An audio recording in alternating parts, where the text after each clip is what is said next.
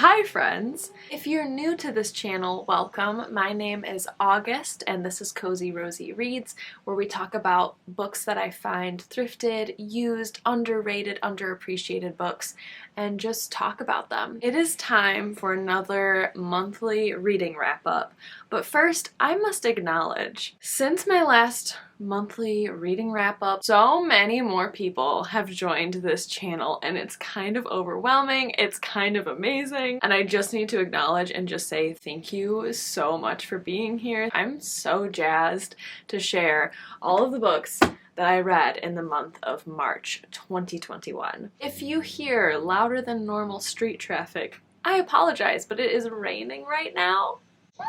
It's raining and it's like a thunderstorm and it was hailing a second ago, and I just think that's like the most ultimate best vibe and weather for talking about books. To kick things off, I do have some statistics to share with you all. In March, I read a total of 12 books, which is the same amount of books that I read last month in February. This month, I read a grand total of 3,458 pages. So this was the first time in all of 2021 that I read more than 3,000 pages in a month. So that was a really cool accomplishment. I was like, oh, okay.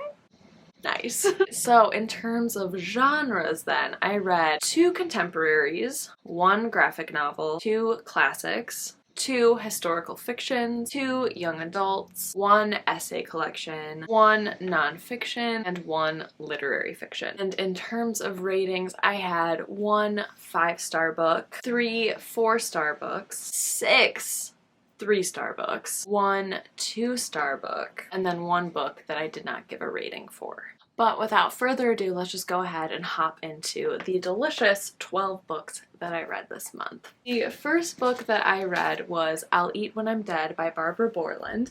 I found this copy over at Dollar Tree for $1. I do have to say there are some trigger warnings for eating disorders as well as addiction, so please be cautious going into it if you're interested in reading this book. The reason I picked this one up was because it was described on the back, or by a reviewer I believe, that it was a combination of Devil Wears Prada meets Sex and the City, but add murder. And I was like, yes, that's what I want. I really, really loved the writing style.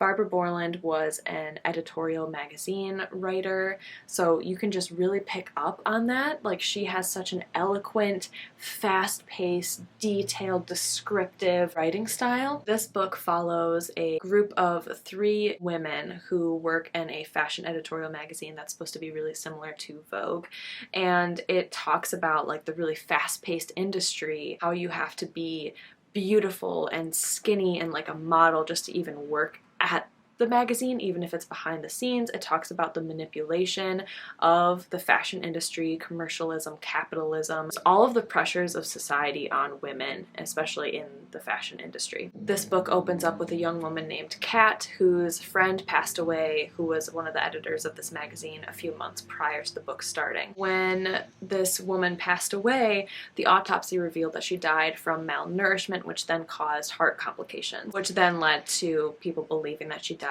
due to an eating disorder. Her friend Kat never really believed that though, and then the case is then reopened with this new detective who believes that there is some foul play going on. And that's where you start with the book, and it really just leads from there.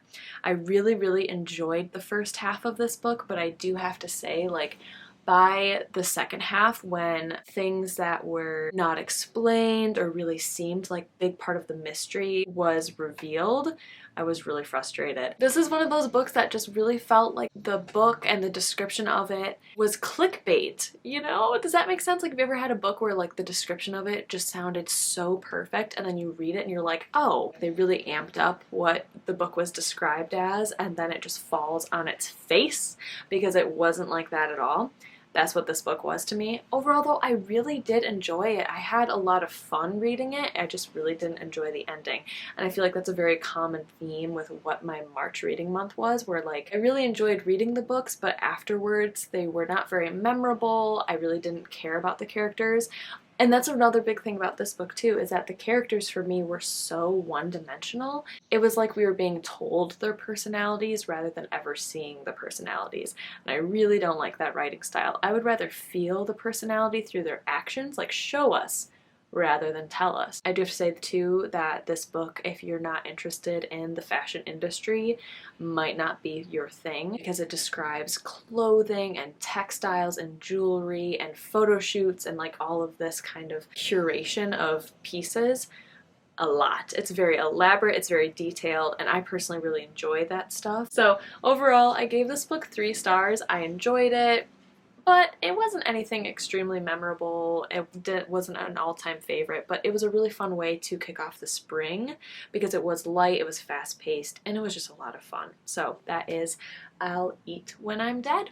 The next book that I read was Skim by Mariki Tamaki, and this is a truly wonderful graphic novel that I read over on my phone on the Libby app. We're following this teenage girl named Kimberly, but her nickname is Skim. She's going through high school with one best friend.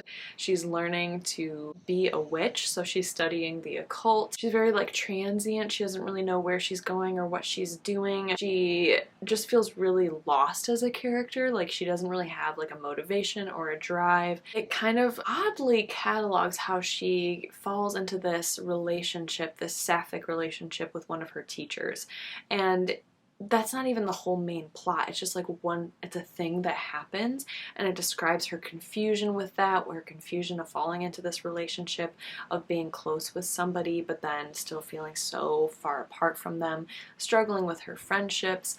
And it just felt so relatable because it is this like wayward teenage years. You're just being molded and molded more and more into the person you are without ever realizing how difficult it is to be a teenager, or sometimes you're hyper aware of how difficult it is and you can't look past your own grief, and you don't see yourself being an adult. You don't see yourself getting past that year in high school. Does this make any sense? But like I just feel so, it feels so relatable because like when you're a teenager, it either feels like your whole life is ahead of you, none of this matters, but at the same time everything in your life in high school matters, and everything else beyond just seems so inconceivable. You know what I'm talking about? Like, if you know what I mean, let me know, because I feel like it's such a profound feeling as a teenager, and this book so perfectly describes that feeling of just this waywardness, this lostness. Oh, it was so good. The only issue I had with this book was that it ended way too abruptly, and so I ended up giving it 4 stars. I really wish there was more, which is not a bad thing, but I do wish the story like fleshed out a little bit more, gave us a little bit more of like an ending or closure or something. But overall, I really, really enjoyed it. I gave it 4 stars. I highly recommend it. It was really beautifully illustrated as well. This book does have some trigger warnings for suicide, so please be cautious going into that. Okay friends, this next one is going to be really difficult for me to talk about because this was my 2-star read and it is a classic. Please don't hate me, please don't come for me. I'm so nervous talking about this one. Love in the Time of Cholera by Gabriel García Márquez. I really did not enjoy this book. It took me so long to get through this book. The writing style was incredibly tedious because it's translated as well. Starting this book, I really enjoyed the writing style. I was like, oh my gosh, it's so romantic, it's so poetic, it's so well written, I love it, oh my gosh. And then it got further into it and I was like, oh my god, there is no freaking dialogue in this book. And if there is dialogue, it's like 1 sentence. Oh, I just flipped to one that was like so appropriate for this entire book. I adore you because you made me a whore. I hated this book. I hated it so much. This is the first book by this author that I've read from, and I really did not like this book at all.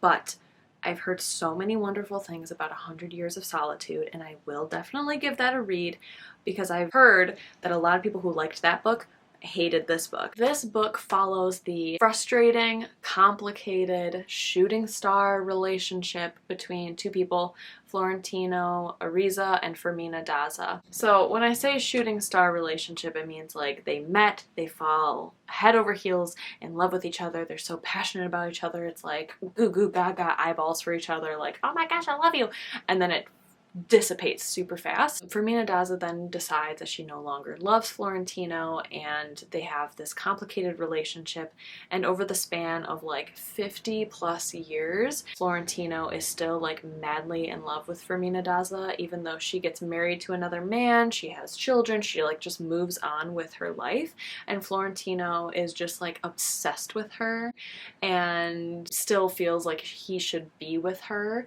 But then he goes on to have affairs and have sex with like 622 women. Like that's a big part of the plot. And then at Fermina's husband's funeral, once they're in the old age, he passes away, and then Florentino makes his move at Fermina Daza's husband's funeral. Like, where? Sir, no. Don't show up to your ex-lover's husband's funeral and try to win her back. But that's what this book is, and I had so many issues with this book. There are a lot of trigger warnings that I was not aware of in this book. This book,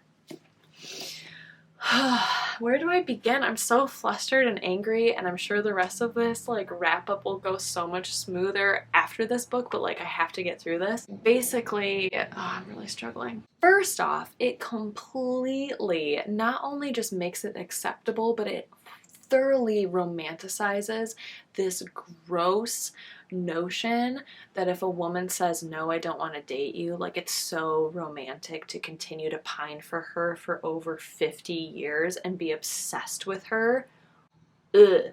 Like, there's something about male authors writing about women that just like, it's so wrong, because these women are like, oh my gosh, it's so romantic that like he wants to be with her still. Oh, and they're just like meant to be. And it's like, no, that is full on obsession, paranoia, and stalking, and you are ruining this woman's life. And like, get over yourself. You guys met when you were teenagers. Let her go, bro. Like, gross. I hate that it's so romanticized, and that's romanticized in like cartoons and Disney movies where it's like, oh no, if you just like keep trying and trying and trying and trying, she'll eventually fall in love with you.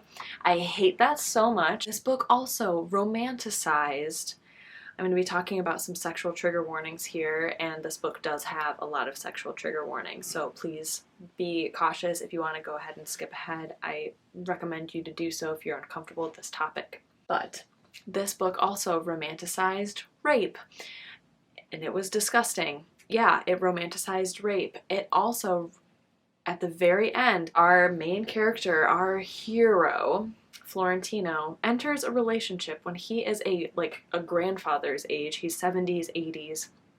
He enters into a relationship with a 14-year-old child, a girl, who he was in charge of being like her guardian and taking care of her, and he then just groomed her and waited until she wanted him, which that's not, no, like he's known her since she was like 9 or 10 and enters into a relationship with her and has sex with her when she's 14, and it romanticizes pedophilia, it romanticized grooming, it romanticized rape, it romanticized stalking and obsession, and no, nothing about this book was redeemable to me. It was disgusting. I hated it. So yeah, maybe I should just give it a 1 star now that I'm talking about it, because I haven't talked about it. Once I finished it, I just put it away and didn't really talk about it. Oh no. There was also a very random bit in here where it was very openly talking about some very like racial discriminations against a Chinese character who was a very minor plot, but this book just went on its own little like dawdling way where there's no dialogue whatsoever, and it just goes from like, oh, and then this character, and we're gonna go and talk about this character for like 5 pages and then bring it back and be like, oh, but that character ended up not really mattering. So if you want to know more about like the narrative, it is just, I just picture it as like a bumbling grandfather where it just like went this way, and then we're gonna go talk about this thing, and then we're gonna go over here, and there's like no straight point, and it bounces over 50 years, and it was so boring. But the sexual stuff was the absolute worst. I did not like the romances, I did not like the characters, I hated the plot, I hated the story, I hated the writing, I hated everything about this. There we go, we're just gonna do 1 star for Love in the Time of Cholera. I don't understand why it's considered like a modern day classic. I will never recommend to anybody ever. So that's that one. Oh my gosh, I feel like I just got so much out of my system, and I'm sorry if this like video is so chaotic, but like that just felt so gross talking about it. Like I just didn't want to even talk about that one. I don't feel like I've felt that way about a book in so long, where it's like I just don't even want to talk about it, and it just pisses me off that it's like such a popular book. And even on Goodreads there's like, you know, thousands of people have read it and rated it, and it has a really high rating on Goodreads. Why? Moving on, now that we got that out of the system, shake it off. The next book that I read was this truly delightful book called Flower Fables by Louisa May Alcott. Louisa May Alcott is the author of Little Women, which I haven't read yet. This is actually the first book she ever published, and this is how I'm starting off reading from this author. She actually wrote it for Ralph Waldo Emerson's daughter, Ellen Emerson, back in 1854. So this is a cute compilation of these little vignettes that follows a group of fairies. They just finished their day, they're around a little campfire kind of, and they're sitting in a circle and they're like, let's talk about our days. Like, tell us what you learned today. And each one is a story from all these little fairies. I think this is a book that's perfect for all ages, and if you really liked fairies or gardens or cottagecore, this is so up your alley because it's for children. It was very repetitive, it was very redundant. Each story had a very distinct and noticeable moral about it. These fairies just talk about the importance and power of like telling the truth and caring for loved ones around you and caring for yourself. My favorite parts in here were like the little sing-songy poems that the fairies would sing. It was just really delightful, really cute. And then the last 2 stories in here actually upped my rating from a 3-star to a 4-star. I feel like nearing the end of the book it became a little bit darker in terms of the content. Like it really had a little bit more of like emotional grit, and it talked about mortality and loss and grief, and so those last 2 stories really upped it for me and made me give it a 4-star. So overall I really enjoyed this book. I thought it was really cute. It's definitely not a piece of literature that you can just like sit down and read cover to cover because it is very repetitive. It's one of those things where it's like you can read it out loud to a kiddo every night, like 1 story a night kind of feeling. But overall I really enjoyed it. I thought it was really cute. So that is Flower Fables. The next 2 books that I read were actually a part of a series called The Songs of the Seraphim series by Anne Rice, and this is a duology. The first book is called Angel Time, and then the second book I have a physical copy of, and that is called Of Love and Evil. When I first picked this up I didn't know it was a part of a duology. I thought it was a standalone, but once I found out it was the second in this mini series, I picked up the first book, Angel Time, over on my Kindle. So that's how I read it there on Libby.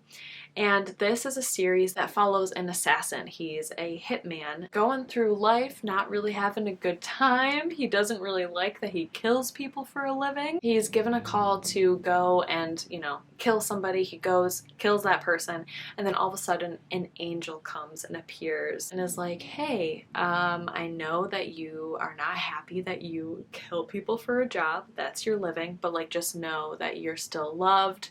You are still important. You still have a purpose in this world. Let me show you what the purpose is. As long as you promise never to kill another person again, I promise your soul will be redeemed. And what I really enjoyed about this book is because like I am not a religious person at all. I am not spiritual. I'm not religious. I am very agnostic when it comes to that stuff. But this book talked about God or like a creator as this universal sense of purpose, this universal sense of love. And Anne Rice did a really wonderful job of explaining this angel as just like this all-loving being. And I really liked that. I thought it was really beautiful, and I felt like that's the bare bones of what religion should be, is this acceptance and love. In order to like redeem his soul, our main character then travels back in time. The first book is like the 1600s in Europe, and then in this book of Love and Evil, it is 1500s in Rome.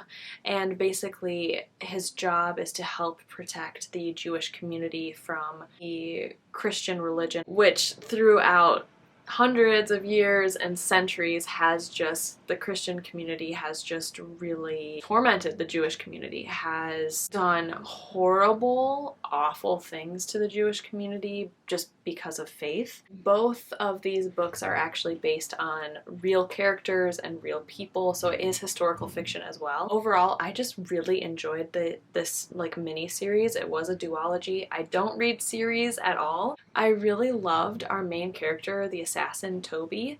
I really loved him. Like, there was just, I felt protective of him. I felt like I wanted to make sure he was safe and taken care of. I really loved the angel character, Malchiah, and Toby, and their relationship with each other was just so tender, so sweet and loving. And like, it's just been so long since I've read characters that I just really, really enjoyed and loved.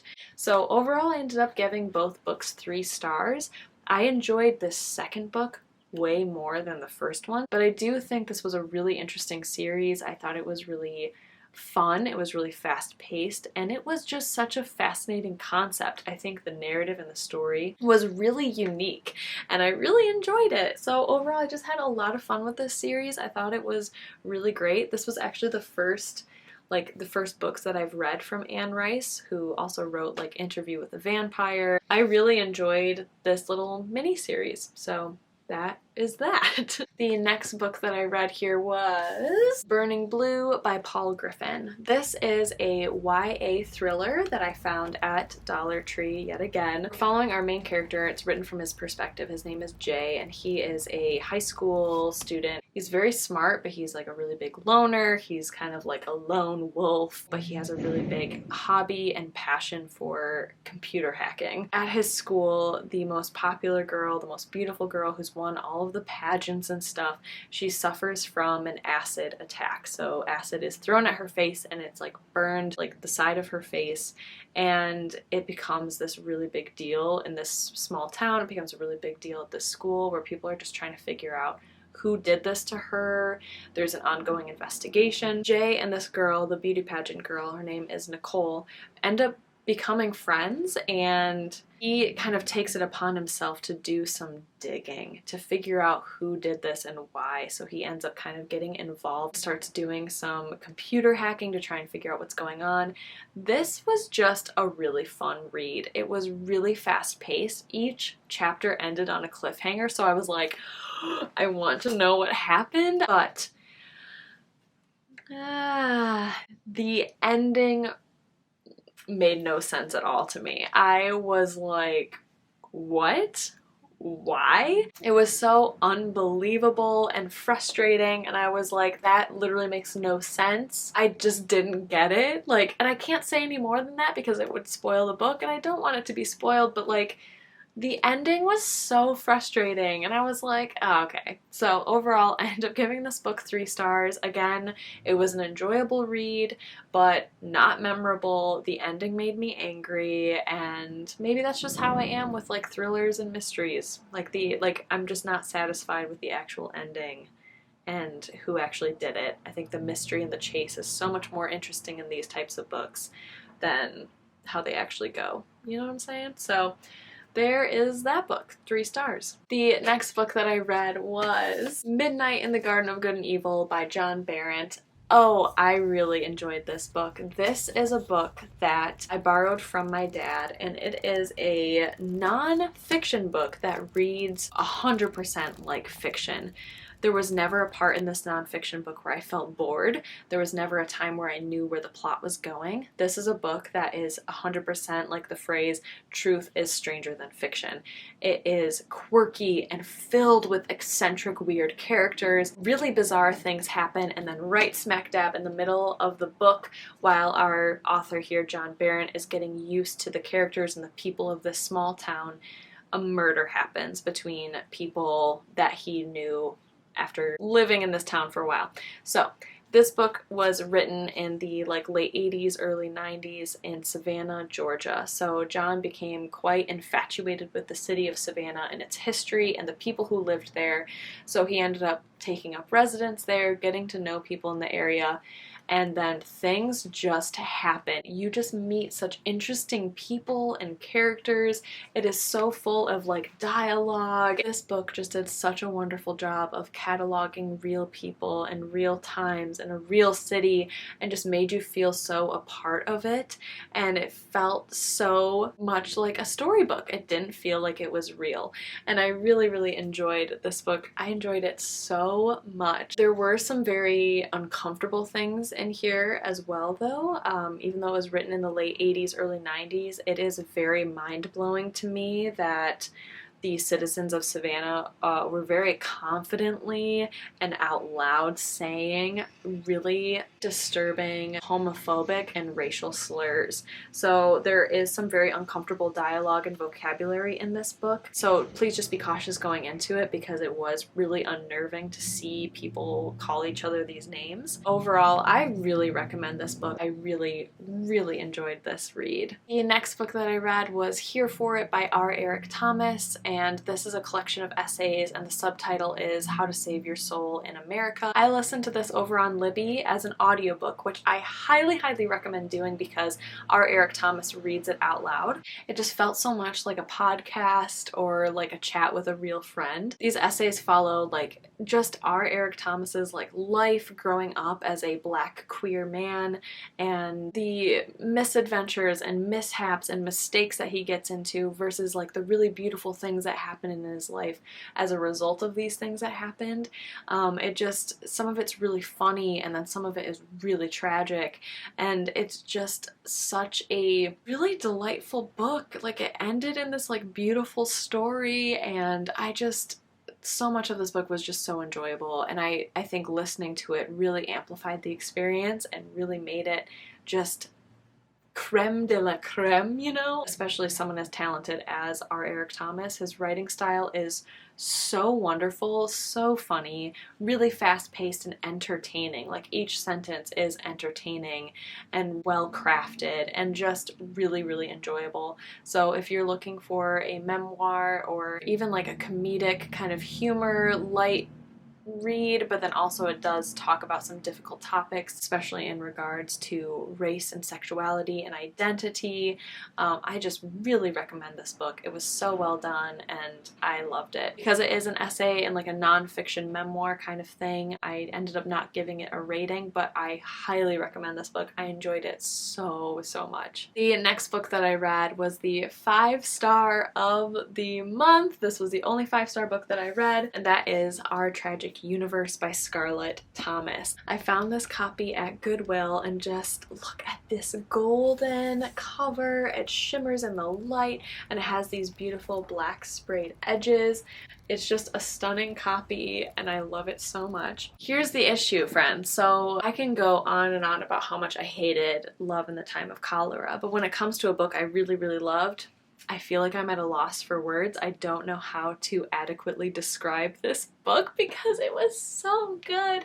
This is one of the most meta books I've ever read. It's following this author named Meg, and she lives in this like gorgeous little like seaside town in the UK, I believe, and like she's like a ghostwriter of science fiction books, but she also reviews books of science and kind of like metaphysical studies. So she's given this copy of this book that talks about how the world and our universe is like a simulation, and heaven, quote unquote, is going to be just living forever with everyone who has ever lived and whoever had the potential of living, but it's going to be a man-made universe because we all have to decide how to use it. Like, this just has so many different theories and philosophies and theologies, and it's just a really smart book. But it's so meta because this author is trying to write a book, but she was like, oh, I don't know if anyone would read this book, but I want to write about just like a woman trying to understand life and trying to like live her life and going through all of these mishaps and misadventures but talking about intellectual conversations, and then you as a reader are like, oh, well, I'm basically reading that book, so it just kind of makes you think. It's like Inception, where it's like stories within stories within stories kind of a feeling, and it's just so good. It's so weird, it's so smart. Meg just like has this failing relationship. She's trying to be a successful author. She's struggling with writer's block. She is attracted to a man she can't have. She has these friends who are struggling with their relationship issues, and it just feels really real because it's just her bouncing between like seeing all of these people in her life and them having really like intellectual conversations and discussions about theology and philosophy and religion and science and physics and time and mortality. Like, I just really, really loved this book. I really don't know what more to say though, because it was just so good and so weird and so different than anything I've really read from before. But this is exactly the kind of genre and book that I enjoy. I like when books are really meta and don't have a narrative. They don't have a point. It's so based on the characters and their development and their dialogue and connection and relationships with each other. 5 stars. I really enjoyed this book. I loved it so much. I don't really have words to adequately describe like why I loved it so much. So 5 stars to Our Tragic Universe, and also 5 stars for the aesthetics. It's very nice to look at. The next book I read was Woman in the Dark by Dashiell Hammett. This is also the author of The Maltese Falcon, which I have not read, but I'd be really curious to read. This is my dad's copy, and I was really intrigued by the cover. I thought it was really cool looking, and then found out it was only 75 pages long, so I was like, why the heck not? Let's go into it. This was a book that was originally published in 1933 and had like 3 different installments when it was published. And it is like a thriller, mystery, film noir, but it definitely has that 1930s feel. It opens up with this woman who is stumbling through the dark. She's falling and scraping her knees and ripping her dress, and she's in panic, and she's, what's going on? Like, I don't know where to go. And she ends up knocking on this door's house, and inside is this man named Brazil. And Brazil is like, oh my gosh, you okay? Let's, like, you can stay here, wait for the train for tomorrow. She's obviously running from someone or something. And that's how it starts.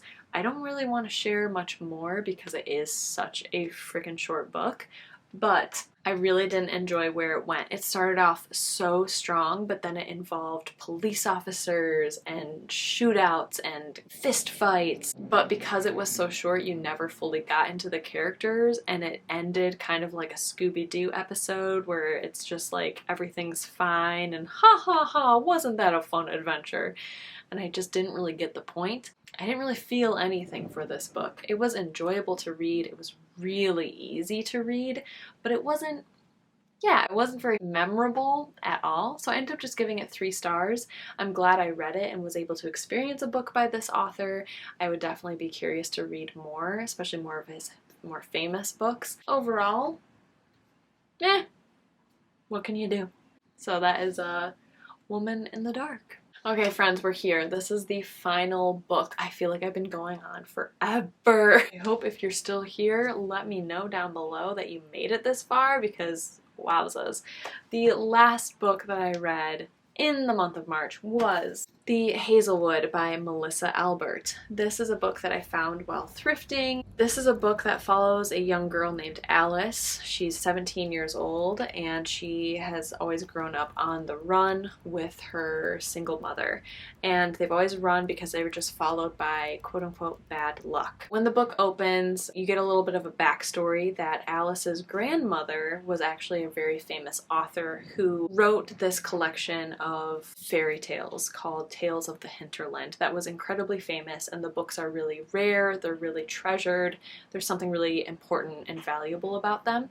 But Alice herself has never read Tales of a Hinterland because her mom forbade it, and then her mom also prevented her from ever meeting her grandmother. So there's this really interesting relationship between the 3 women in this family. But one day Alice's mother goes missing, and Alice basically gets hints and clues that she was taken by the Hinterland, which is this fairy tale folklore book that her grandmother wrote.